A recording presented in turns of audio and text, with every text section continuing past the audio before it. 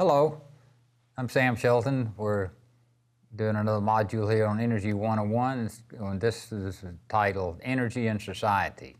Now let's put that in perspective regarding the energy flows in our society.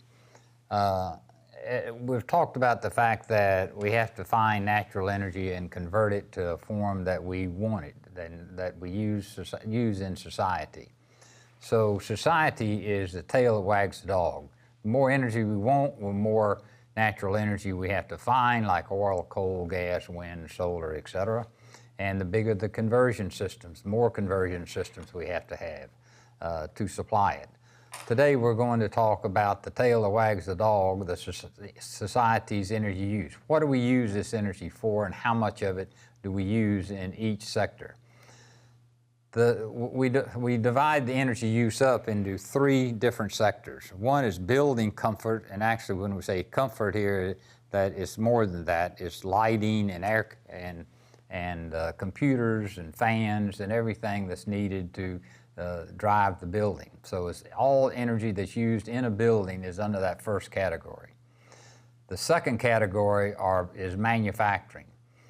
Manufacturing plants to make goods use energy, and the products themselves use energy, like polyethylene bags, plastic bags, like fertilizers to put on our farmlands to make the farm more productive so we can move to the cities and move off the farm that we have people working on the farm to grow our food that we want. And the third category that we have, sector, is we call transportation, which includes car transportation, truck transportation, airlines, trains, ships, anything that transports goods. Now, how much does each one of these sectors use? How much? This is again, remember, going back, this is the society use and the things that we want energy for that drives how big the energy conversion system is and how much natural energy we need. So here's the percentages, and it's not too far off to say each one of them uses about 1/3 of our total energy use in society.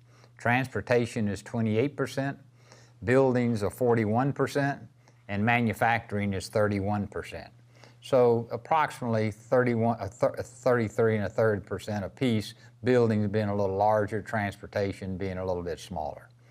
So it's a nice split between those three, nice even split. So what kind of energy and what forms is it that these sectors use? Well, we want heat. We want heat to heat our buildings, our houses, our offices. We want manufacturing energy in materials as well as to heat products to make it, like glass. We want heat for cooking. We want heat for hot water showers and cleaning, etc. We want work energy. Work is what we use to rotate a shaft. So if we want to rotate a shaft and rear wheels, for instance, on our automobile, then we have to have work to drive that wheel to move the car or a bicycle or whatever it might be from one point to the other.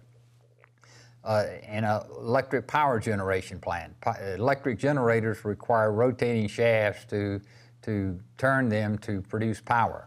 So the electric power plant converts all this energy that comes in the way of fuels into work energy that then powers a generator.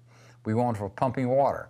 The largest energy user in our cities is generally pumps to pump our city water around for us to use. Appliances like dishwashers, clothes washers, clothes dryers, those kind of appliances also require work. So going on with the materials that we're talking about are plastics, chemicals, fertilizer that I've mentioned, and the materials themselves have energy contained in them, have hydrocarbons in them generally, and they also require energy to process them from whatever form that we're mining them out of the earth. Cooling is air conditioning, refrigeration. Refrigeration is a big one. That was actually one of the first uses for energy about the time of lighting that came in during the early 1900s, and that is for food preservation. So we didn't have to go to the grocery store every day in order to refresh our pantry to eat that night, because now we can buy it for a week or a month at a time. Lighting, as we've already mentioned, home and office, highway is a big energy user of lighting. Security, more and more people are wanting more lighting for security, etc. So these are the three sectors that we use it in, and we'll look at more detail about how we use them, but this is the tail that wags the dog. And if we didn't want these comforts in our society, we wouldn't have a problem with any energy use. But unfortunately, they improve our, quote, quality of life, and that can be defined in many, many ways and is defined differently by different people. But generally, most of the definitions to acquire the high quality life requires more energy. Next module, we're going to look at the energy in the economy. The fact that the more energy we use, the higher the gross domestic product goes, or vice versa. The more economic productivity we have and higher gross domestic product, the more energy we use. We'll look at that aspect next time. Thank you.